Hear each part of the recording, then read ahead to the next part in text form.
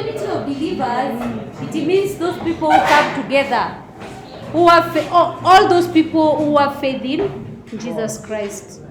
Unity of believers is yes, it's true. It's very true. Why are you laughing? It is oneness. It's people who are believing Jesus Christ coming together. It's basically believing in God.